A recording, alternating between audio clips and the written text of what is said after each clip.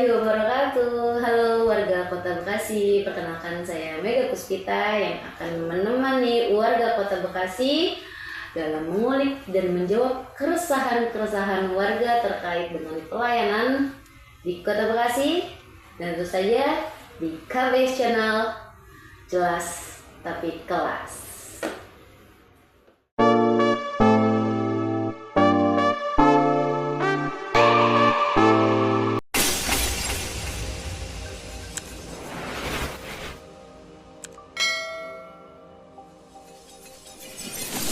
Oke, warga Kota Bekasi, pada kesempatan kali ini saya sudah bersama dengan salah satu anggota DPRD Kota Bekasi.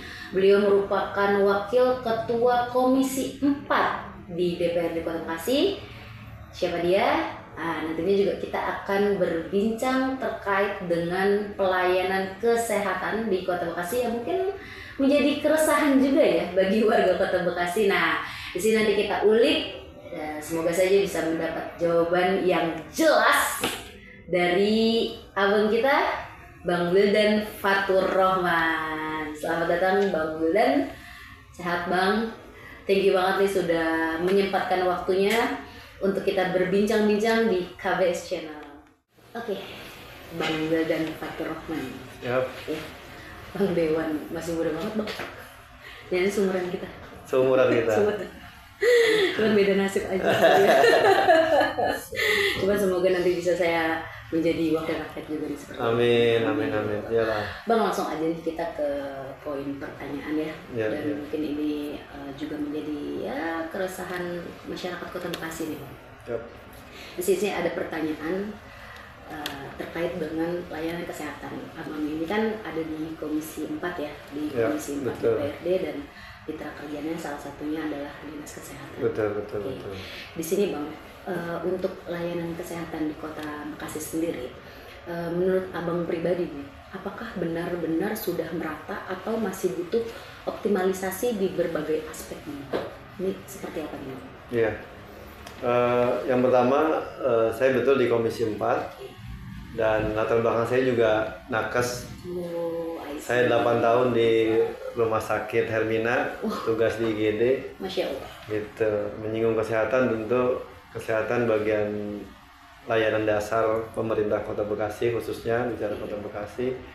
Dan bicara di Kota Bekasi hari ini misalkan dimulai dengan layanan jaminan kesehatan nasionalnya atau BPJS. Data UHC kita itu di atas standar nasional. Nasional itu UHC targetnya 97%, kita udah di 99%. Wow. Artinya UHC ini kan bicara jangkauan kepesertaan BPJS di satu wilayah. Kota Bekasi itu sudah 99% itu warganya itu punya BPJS. Okay. Artinya dari sisi jaminan BPJS-nya sih udah relatif bagus. Nah, tinggal bagaimana penguatan dalam pelayanan kesehatan itu sendiri yang memang harus perlu didorong. Bicara infrastruktur, kita punya RSUD tingkat kota atau tipe B, kita punya 4 rumah sakit di kecamatan yang semangatnya adalah dijadikan rumah sakit satelit untuk supaya tidak semuanya ke RSUD kota gitu kan. Itu kita punya 54 puskesmas yang sudah kerjasama dengan BPJS dari 56 kelurahan. Artinya bicara infrastruktur dasar kesehatannya sudah cukup bagus. Hanya memang tantangannya tidak cukup dengan hal demikian, tapi penguatan layanannya yang harus terus ditingkatkan. Kota Bekasi itu kota yang heterogen, masyarakatnya tidak hanya terdiri dari satu kultur budaya, ya kan. Di sini dari daerah mana-mana juga ada, sehingga PR kesehatannya juga semakin kompleks. Iya. Nah, tentu ini yang menjadi terus PR di bidang kesehatan untuk terus meningkatkan layanannya kira-kira. Iya, berarti tadi terkait dengan BPJS ini kan administrasinya ya. Betul. Secara administrasi ini berarti Kota Bekasi ini masyarakatnya sudah terfasilitasi nih, bisa dibilang nih. Ya, Betul. karena udah 90%-an Ya, tadi ya, 90% betul, lebih betul. masyarakat kita sudah punya BPJS, BPJS. dimana kan berarti ibaratkan mah tiket awalnya nih untuk bisa Betul. dapat fasilitas kesehatan ini udah mumpuni nih, Sudah ibaratnya cukup, gitu kan. betul. Cara infrastruktur juga ya udah, memang saya pribadi sih juga melihatnya sudah masif ya Bang untuk Betul. infrastruktur kesehatan gitu. Cuman mungkin yang masih jadi persoalan nih Bang ya, terkait dengan fasilitas di internal rumah sakit itu sendiri ya kan ya. Ya masih ada lah beberapa keluarga atau pasien gitu yang mengeluhkan kurangnya kamar gitu, bed gitu kan ya. Mereka harus antri dulu nih, bahkan nunggu lama di IGD untuk bisa mendapatkan kamar gitu atau bed. Ini kira-kira mungkin ada solusi atau ada ya semacam teknis yang menurut Abang bisa diterapkan, diimplementasikan di rumah sakit? Nah, itu juga yang kita tangkap ya. Hari ini masih tinggi kepadatan lalu lintas IGD di beberapa rumah sakit, terutama RSUD CAM yang memang sampai hari ini juga kita terus minta untuk terus bebenah RSUD CAM karena lama tunggu IGD ke kamarnya itu bisa berjam-jam itu. Ada yang dari pagi sampai malam ya kan, atau bahkan lebih dari 1 hari masih di IGD ya kan, karena nunggu kamar tadi. Nah, yang pertama tentu evaluasi untuk CAM-nya sendiri untuk meningkatkan kapasitas layanan rawatnya, kamar dan lain sebagainya. Tapi juga selain dari itu juga kita minta bagaimana agar warga masyarakat itu dengan adanya RSUD tingkat kecamatan ini juga tidak selalu orientasinya itu harus dibawa ke rumah sakit RSUD kota tadi. Nah, maka kita minta untuk juga terus bebenah juga di RSUD tingkat kecamatannya agar tingkat kepercayaan masyarakat juga kepada rumah sakit RSUD tingkat kecamatan ini membaik. Satu sisi juga kita minta sosialisasi, pemberian pemahaman bahwasanya rumah sakit itu negeri dan swasta hari ini sama-sama bisa diakses BPJS, sehingga orang nggak khawatir ketika berobat ke swasta kan. Sebagian nih masih ada yang takut bayar kalau di swasta. Betul banget sih. Nah, ya kan. Nah, padahal kita di Kota Bekasi rumah sakit lebih banyak swasta daripada negeri. Ya kan, total dari 40-an rumah sakit itu ya kan masih 90% masih swasta gitu kan. Nah, sehingga kita dorong untuk masyarakat itu sekarang itu silakan berobat di rumah sakit negeri maupun swasta di Kota Bekasi, karena semuanya hampir bisa dilayani dengan BPJS tadi. Oke. Nah, tadi menarik sih Bang. Kalau ditarik ke rumah sakit yang di tingkat kecamatan ini? Iya. Mungkin sosialisasi memang kurang gitu Bang. Cuman mungkin memang mindset warga Kota Bekasi ini kan ya lebih besar di RSCAM nih, ya kan, di RSUD Kota Bekasinya gitu kan. Jadi mereka memang pada akhirnya memilih ke sana, padahal kan di RSUD sendiri kan mungkin udah terlalu crowded, sedangkan kita memang punya fasilitas baru nih gitu kan. Tapi Bang, mungkin apakah memang maksudnya fasilitas kesehatannya itu ya di rumah sakit kecamatan ini masih kurang dong berarti Bang? Ya, memang tentu ketika bicara tipe B dan tipe C ini kan bukan hanya terbatas ukuran rumah sakitnya gitu, tapi juga fasilitas layanannya. Tentu yang bisa dilayani di rumah sakit tipe C itu tidak seperti di rumah sakit tipe B. Artinya dikembalikan lagi bahwasanya masyarakat itu kalau memang dirasa penyakitnya itu memang relatif penyakit yang memang tidak terlalu berat, kita sarankan sih untuk berobat dulu ke rumah sakit yang tipe D atau tipe C yang terdekat dulu nih gitu kan, sebelum dibawa ke rumah sakit tipe B tadi, RSUD CAM.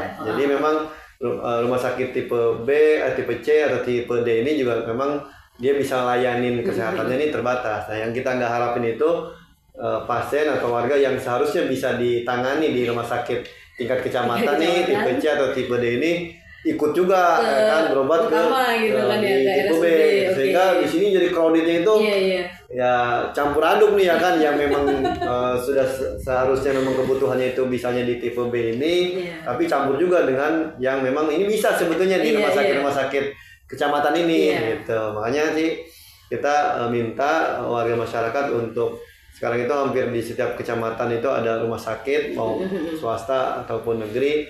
Kita sih berharap untuk warga berobat ke yang terdekat dulu. Kalau memang harus dirujuk ya baru kita bawa ke rumah sakit RSUD tingkat Iya, kota ini. Iya kayak misalkan saya ambil contoh, ini warga nih ya kan ya, kena tipes dah. Iya. Tipes kan maksudnya bukan yang berat banget ya, Betul, makanya kecuali dia betul, cancer gitu kan ya, atau gimana gitu. Mungkin ini bisa dulu gitu ya, Bisa, ke rumah sakit di di tingkat tipe- kecamatan, tipe D gitu kan tadi ya. gitu. Jangan langsung, aduh tipes nih gitu, langsung ke RSUD ke gitu. kota gitu kan. Ya pasti akan lama tuh ke Akhirnya kan numpuk bednya. kan. Iya. Gitu, Oke. di kebutuhan rawatnya. Oke. Alasannya sih. Kalau terkait dengan SDM nih Bang, karena kan belum lama ini kan juga di Pemkot kan juga meresmikan P3K ya. Betul. P3K ini kan juga pasti ada di bidang nakesnya nih. Betul. Nah mungkin harapan Abang nih dengan kita bertambah atau resminya nakes-nakes ini secara status gitu. Iya. Dan apa nih harapan Abang terkait dengan kinerja pelayanan yang diberikan oleh P3K itu sendiri? Betul, kemarin kita ada 7.000 pelantikan P3K, diantaranya teman-teman nakes. Ya kita berharap dengan status teman-teman ini dari TKK atau honorer menjadi ASN P3K ini juga ada peningkatan, ada perbaikan dari kinerja teman-teman gitu kan, terutama tentu para nakes yang sejak awal dia memahami betul bahwasanya yang dilayaninya itu adalah manusia gitu kan, tentu harus betul-betul mengedepankan sisi kemanusiaannya. Kita berharap ya dengan perubahan status ini tidak lagi kedengeran ya kan, ada pasien yang merasa dapat pelayanan yang jutek ya kan, yang getus gitu kan dari pelayanan di kesehatan kita gitu kan. Apalagi ya kita berharap dari pelayanan kesehatan di pemerintahan ini nggak ada lagi cerita warga sampai ditolak ya kan, atau dirujuk paksa untuk ke rumah sakit lain, atau rujuk lepas kira-kira gitu kan. Nah, sehingga dengan perubahan status menjadi ASN ini para nakes-nakes kita lebih siap melayani sepenuh hati, lebih kan? Optimal lagi. Jangan juga di kotak-kotakin tuh Bang, ya pasien BPJS nih. Nah kan gitu kan. Sorry gitu kan. Iya. Kadang juga masih ditemukan gitu kan ya. Diskriminasi kan? Pasien, udah ketahuan nih pasien BPJS, gitu, pasien mandiri gitu kan ya. Aduh jangan ya guys ya. Oke Bang, lanjut ke pertanyaan kedua ya. Ini terkait dengan penyakit ya Bang. Jadi belum lama kemarin juga Bekasi ini sempat digegerkan dengan data kasus penyakit TBC dan kusta. Betul. Ya, Bang, ya. Nah di sini saya mencatat untuk penderita atau pasien TBC ini ada sebanyak kurang lebih 3.721 pasien. Ya, itu luar biasa sih 3.000-an ya. Dan kusta ini sebanyak 55 pasien. Ini cemiu ya masyarakat. Iya, betul. Koreksi if I'm wrong. Oke, ini juga datanya langsung dari Dinas Kota Bekasi ya Bang ya. Nah, ini bagaimana nih tanggapan Abang melihat case penyakit TBC dan kusta di Kota Bekasi, dan mungkin kira-kira ada solusi atau langkah-langkah apa sih yang harus diambil oleh tim kesehatan, khususnya Dinas Kesehatan dalam menghadapi dan mencegah mungkin ya penyakit itu sendiri? Yang pertama, kita berharap layanan kesehatan yang menyentuh langsung dengan masyarakat, dan sebetulnya spirit ininya itu adalah semangat untuk bagaimana penekanan preventifnya, yaitu teman-teman kita atau para nakes yang ada di puskesmas. Nah, jadi puskesmas ini di Kota Bekasi ini belakangan trennya berubah nih, dari yang harusnya berlomba-lomba antar puskesmas itu untuk menciptakan hidup sehat di masyarakat sekitarnya itu ya kan, ini malah banyak-banyakan nyari pasien yang Oh. BPJS-nya. Nah ini Kebalik ya? kebalik. Puskesmas itu harusnya semakin sedikit yang berobat, berarti cakupan preventif, promotif untuk peningkatan upaya kesehatan masyarakatnya ini berarti meningkat iya. gitu kan. Kalau banyak yang berobat Iya, ya kan, pasien. nah tentu kan itu menjadi evaluasi. Nah sehingga bicara case tadi kasus TBC dan kusta, kita minta kan di puskesmas itu kan ada pemegang program tersebut tuh, ada Pokja apa namanya tadi TBC, ada Pokja apa kusta dan lain-lain, ada Pokja yang lainnya. Nah ini kita minta mereka-mereka itu lebih proaktif lagi ketika ada temuan lonjakan kasus ini untuk bagaimana mitigasinya yang harus dilakukan, bagaimana langkah-langkahnya. Tentu ya kalau TBC tentu erat singgungannya dengan pola hidup bersih, pola hidup sehat masyarakatnya. Nah ini kita minta untuk penyuluhan, ya kan, ajakan pelibatan masyarakat untuk pola hidup bersih dan sehat ini lebih digalakkan kembali. Oke, berarti emang dari bawah ya? Dari bawah, gitu. mitigasinya dari bawah. Dan hari ini sudah cukup ideal, ada hampir setiap kelurahan ada puskesmas, sehingga harusnya ya puskesmas ini jadi garda terdepan untuk melakukan upaya perbaikan perilaku hidup sehat dan bersih masyarakat tadi. Iya sih, karena kalau saya pribadi sih juga melihat TBC dan kusta ini kan virus ya Bang ya, virus, dan mungkin asalnya ini memang dari apa namanya, ya balik ke pola hidup tadi ya, pola hidup dan lebih ke kebersihan ya Bang. Lebih kebersihan ya kan, penekanannya kan itu kan, baik kebersihan diri, kebersihan tempat tinggal, lingkungan. Nah sehingga ya leading sektornya untuk bagaimana penekanan angka kejadian ini ya harus di puskesmas tadi. Tuh. Yang lebih apa bisa bersentuhan langsung dengan masyarakat, karena mereka wilayahnya itu kan di kelurahan. Kelurahan tentu kan wilayah area kerjanya dari beberapa RW dan RT, maka harus ke arah sana pendetailannya. Oke. Berarti memang dari kesadaran kebersihan masyarakat Kota Bekasi itu sendiri. Betul. Awalnya ya. Iya. Oke. Lanjut nih Bang di pertanyaan selanjutnya. Ini kan belum lama ini kan Kota Bekasi kita kampanye Hari Tembakau Sedunia. Iya. Ini agak sedikit apa ya kalau saya melihatnya. Sedangkan kan memang di negara kita, ya jangan negara keluasan ya, bahkan di circle saya pribadi ini kan nggak bisa lepas dari tembakau itu sendiri. Betul. Maksudnya artian ngerokok lah gitu kan. Tapi ini ya apresiasi sih Kota Bekasi turut serta gitu kan ya, dalam rangka mengkampanyekan Hari Tembakau Sedunia, hari tanpa tembakau sedunia gitu kan ya. Tapi menurut Abang pribadi punya persepsi lain nggak sih dalam kita apa namanya yaitu tadi dalam aktivitas kampanye Hari Tanpa Tembakau Sedunia ini, pandangan Abang seperti apa nih? Ya kalau saya secara pribadi hari peringatan anti tembakau sedunia ataupun apa namanya kepedulian terhadap bahaya rokok ini sebetulnya untuk bagaimana kita remember ada aturan juga di Kota Bekasi, misalkan pengaturan kawasan bebas asap rokok di Kota Bekasi. Ada misalkan Perda nomor 15 tahun 2019 kalau tidak salah, bicara pengaturan kawasan bebas rokok atau tanpa rokok, yang saya kira belakangan ini di Kota Bekasi ini udah mulai kendor. Oh benar-benar abaikan malah ya kan, mulai kendor daripada implementasinya.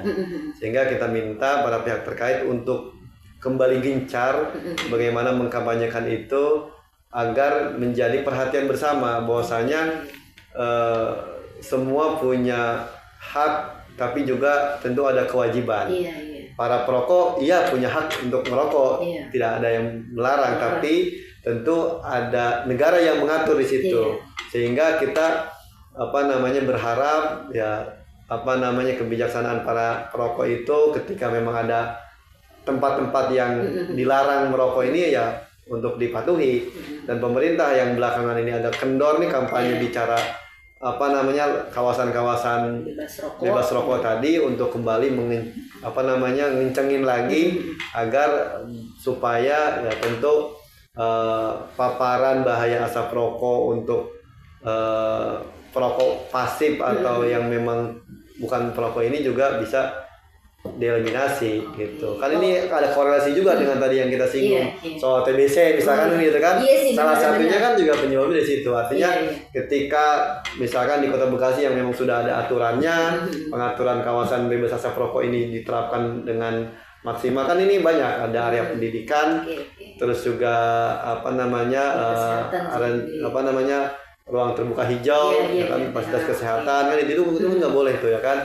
Nah ini bagaimana pengetatan kembali aturan tersebut agar ya interaksi antar masyarakatnya ya lebih sehat lagi. Iya sih, saya juga baru connect nih. Ternyata itu hanya maksudnya kampanye ini kan memang partisipasi ya untuk kita mengkampanyekan hari tanpa tembakau. Cuman outputnya tuh lebih ke itu tadi ya, lebih menekankan bahwasannya ya kita memang punya area-area bebas asap rokok. Betul. Gitu kan ya, yang memang harus kembali ya lebih diperhatikan. Betul. Gitu kan ya. Harus lebih dilaksanakan kembali. Iya, dilaksanakan juga sih. Harus dilaksanakan kembali gitu kan. Orang nah, ini kan agak abai nih ya kan, agak kendor lah gitu. Makanya evaluasi bersama untuk bisa dalam rangka ketertiban, kenyamanan umum juga kan ketika aturan itu ditegakkan kan. Interaksi masyarakat hari ini kita dorong banyak RTH di Kota Bekasi, wali kota juga gebrakan untuk penertiban bangli-banglinya kan gitu kan. Nah, tinggal kan nanti pengisian area-area terbuka itu kan juga untuk interaksi masyarakat, dan kita harapkan ya para pengguna rokok ini bisa lebih bijak dalam menghisap asap rokoknya kira-kira gitu kan. Oke. Jadi outputnya ini lebih nge-reminder masyarakat untuk minimal tahu tempat. Betul, gitu ya kan apalagi kalau udah ada anak kecil atau macam kan gitu kan, itu kan kita berharap betul para perokok ini bisa lebih bijak untuk membangkitkan awareness juga ya, bahwasanya ya nggak ada juga sih yang melarang rokok. Betul. Gitu kan ya, tapi minimal tahu tempat nih. Gitu, ketika di RTH ya kan mungkin sebagian orang pengennya tuh leluasa gitu. Betul. Ya menghirup udara segar. Betul. Gitu kan, yang lihat ya ngecil-ngecil di taman. Gitu kan, cuman kan ya mungkin pasti keganggu sih ya kalau misalkan di sekitarnya tuh ada yang ngerokok terus dia harus menghirup asapnya doang gitu. Kecuali tawarin, bang, yuk boleh. Itu beda cerita ya. Sampai di kesehatan sih, kalau untuk di fasilitas kesehatan itu kan memang harusnya juga nggak boleh ya bang ya. Betul. Untuk bahkan di halaman gitu kan, apalagi di lobinya aja kan udah ditegur kita. Jalan gitu. Oke, berarti kampanye ini mungkin lebih ditekankan kepada wise sama awareness tadi ya bang, kepada masyarakat Kota Bekasi. Oke. Oke nih, pertanyaan selanjutnya. Ini kan kita masih berbicara tentang optimalisasi pelayanan kesehatan di berbagai aspek. Mungkin seorang Bang Wildan ini punya inovasi-inovasi apa gitu yang mungkin bisa diterapkan atau diimplementasikan atau bisa diadaptasi untuk untuk membantu optimalisasi pelayanan kesehatan di Kota Bekasi. Betul. Ya, kita berharap hari ini infrastruktur dasar kesehatan Kota Bekasi yang sudah bagus itu diiringi dengan program-program bidang kesehatan juga yang lebih inovatif, tidak hanya rutinitas, tidak hanya formalitas, sehingga manfaat untuk masyarakatnya itu bisa lebih terasa. Oleh karenanya saya meminta Dinas Kesehatan untuk punya program-program yang lebih penekanan pada preventif dan promotif, gitu kan, tidak pada pendekatan kuratif atau pengobatan. Sehingga kita minta Dinas Kesehatan sebagai leading sektor bidang kesehatan ini untuk banyak pengayaan menu kegiatan program yang bagaimana mengajak masyarakat itu untuk hidup lebih sehat, gitu kan, dan bagaimana masyarakat punya sosial kontrolnya untuk ini baik untuk kesehatan gua, ini nggak baik untuk kesehatan saya, sehingga masyarakat punya kontrol pribadi juga untuk bagaimana ini boleh saya makan, saya minum, ini nggak boleh, Dan itu pemerintah hadir untuk memberikan peringatan ke arah sana dan mengajak untuk hidup lebih sehat lagi. Karena seberapa besar dan seberapa banyak rumah sakit yang kita akan bangun pun, kalau kesadaran kepedulian kesehatan masyarakatnya itu tidak terus dikawal, kira-kira terus diingatkan, tidak itu rendah, itu kan juga menurut saya percuma juga gitu kan. Harus berapa banyak dan seberapa besar anggaran kita keluarkan untuk ngobatin yang sakit, ya kan? Sementara untuk peningkatan kesehatannya ini juga tidak diperhatikan.